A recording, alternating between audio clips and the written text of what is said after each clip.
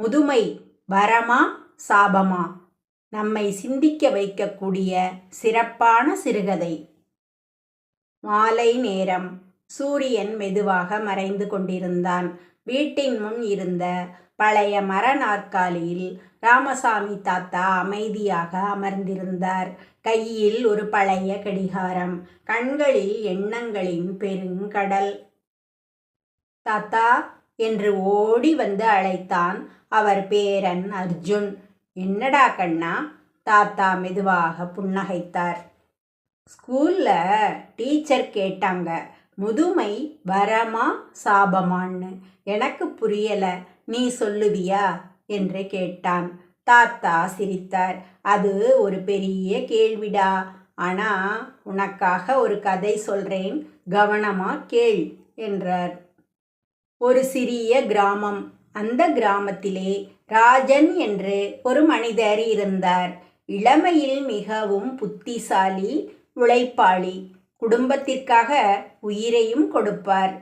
நான் என் பிள்ளைகளை பெரியவர்களாக்கணும் என்பதே அவரின் கனவு. நாளும் இரவும் உழைத்தார். வயல்வெளியில் வியர்வை சிந்தினார். பிள்ளைகளுக்காக நல்ல கல்வி, நல்ல வாழ்க்கை எல்லாம் ஏற்படுத்தினார். ஆண்டுகள் ஓடியது. பிள்ளைகள் பெரியவர்கள் ஆனார்கள். நல்ல வேலை, நல்ல சம்பளம், நகர வாழ்க்கை. ஆனால் ராஜன் மட்டும் மெதுவாக முதுமையை நோக்கி நகர்ந்தார். ஒரு நாள், அப்பா, நீங்க கிராமத்திலேயே இருக்கலாம், நகரம் உங்களுக்கு சரிப்பட்டு வராது என்று சொன்னார்கள் பிள்ளைகள். அந்த வார்த்தை ராஜனின் இதயத்தை குத்தியது. நான் உங்களுக்காக வாழ்க்கையையே கொடுத்தேன், இப்போ நான் தேவையில்லாதவனா என்று உள்ளுக்குள் அழுதார். அவர் தனியாக வாழ ஆரம்பித்தார். முதுமை மெதுவாக அவரை சுற்றி வந்தது. உடல் பலவீனமானது, கண் தெளிவு குறைவானது, நடக்க கஷ்டப்பட்டார். அவர் நினைத்தார், முதுமை இது ஒரு சாபமா? ஒரு நாள் மாலை அவர் வீட்டின் முன் அமர்ந்து கொண்டிருந்தார். அருகே இருந்த சிறுவன் ஒருவன் விழுந்து அழுதான். ராஜன் மெதுவாக எழுந்து சென்று அவனை தூக்கி நிம்மதியாக்கினார். அழாதே, வாழ்க்கையில் விழுவது சாதாரணம், எழுந்து நிற்பதுதான் முக்கியம் என்று சொன்னார்.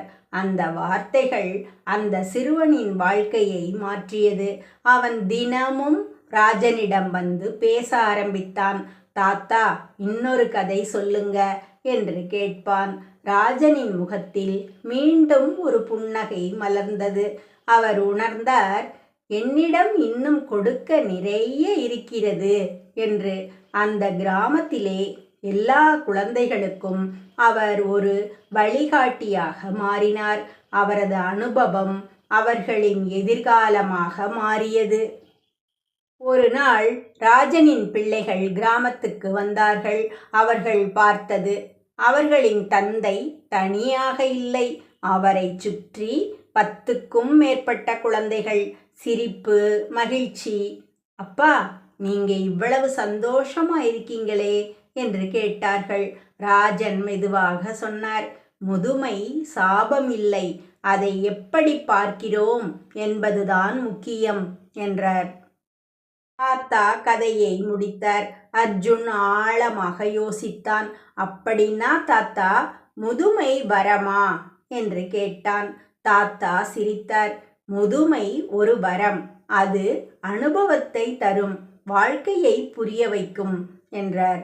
ஆனா அதை நாம் தனிமையா மாற்றிட்டோம்னா அது சாபமா மாறிடும். முதுமை என்பது உடலின் பலவீனம் அல்ல, அது வாழ்க்கையின் உச்ச அறிவு. அதை நாம் மதித்தால் அது வரம், அதை நாம் மறந்தால் அது சாபம். நம் வீட்டில் இருக்கும் முதியவர்களை நாம் எப்படி பார்க்கிறோம்? அதுவே நம்முடைய எதிர்காலம். முதுமை வரமா சாபமா என்பது பற்றிய தங்களின் கருத்துக்களை கமெண்டில் சொல்லுங்கள் நண்பர்களே.